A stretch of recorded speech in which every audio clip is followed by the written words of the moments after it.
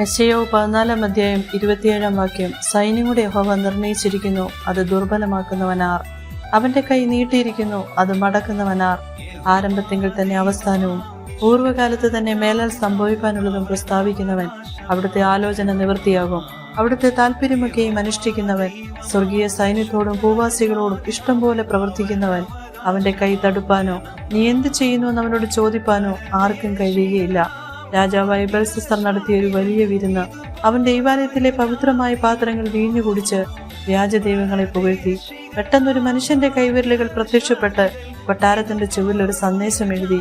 പ്രവാചകനായ ദാനിയേൽ വന്ന് ആ എഴുത്തിന്റെ അർത്ഥം വെളിപ്പെടുത്തി. ദൈവത്തിന്റെ നിർണയം നടപ്പിലാക്കി കഴിഞ്ഞുവെന്നും രാജ്യം അവനിൽ നിന്ന് മാറ്റപ്പെട്ടിരിക്കുന്നുവെന്നും അറിയിച്ചു. ബെൽസസറിന് തടയാനായില്ല. അന്ന് രാത്രി അവൻ കൊല്ലപ്പെട്ടു. യഹോവ ഒരു കാര്യം നിർണയിച്ചാൽ അത് തടയാൻ ഒരു ഭൗതിക ശക്തിക്കും കഴിയുകയില്ല. യോബ് പറയുന്നു, നിനക്ക് സകലവും കഴിയുമെന്നും നിന്റെ ഉദ്ദേശമൊന്നും അസാധ്യമല്ലെന്ന് ഞാൻ അറിയുന്നു. നാം അവനെ തിരഞ്ഞെടുത്തതല്ല, ദൈവം നമ്മെ തിരഞ്ഞെടുത്തതാ. അവന്റെ മുൻപാകെ താഴ്മയോടെ ആയിരിക്കാം. ലോകസ്ഥാപനത്തിന് മുൻപേ നമ്മെ തിരഞ്ഞെടുത്തു. അവന്റെ സ്നേഹത്തിൽ നമ്മെ മുൻ നിയമിച്ചിരിക്കുക. ഏതു പ്രശ്നത്തിലും നമ്മെ പുറത്തു കൊണ്ടുവരാൻ അവൻ ശക്തനാ. നിന്ദിതനാകുവാൻ സമ്മതിക്കില്ല. പൂർണ്ണമായി ഏൽപ്പിച്ചു കൊടുത്താൽ അവൻ നമുക്ക് വേണ്ടി പ്രവർത്തിക്കും. ശത്രുക്കൾ മുൻപാകെ മാനിക്കും. ആശ്വാസവും സമാധാനവും നൽകും. ഏതവസ്ഥയിലും അവന്റെ കൈ നമുക്കായി നീട്ടിയിരിക്കും.